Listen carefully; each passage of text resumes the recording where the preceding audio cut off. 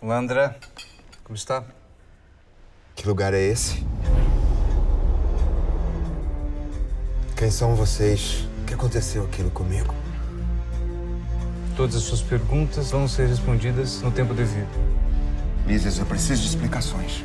A vida na Terra é que é uma cópia daqui, André. Mas tudo aqui tem um porquê e um sentido, como você vai ver. Meu Deus!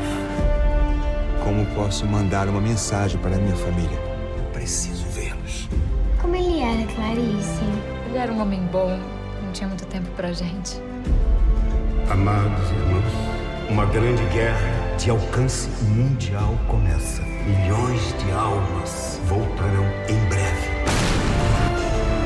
Eu não vou esperar anos e anos para retornar. Vamos embora.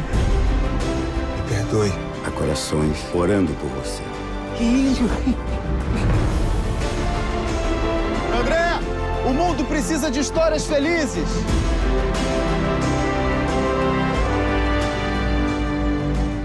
Um dia você vai entender.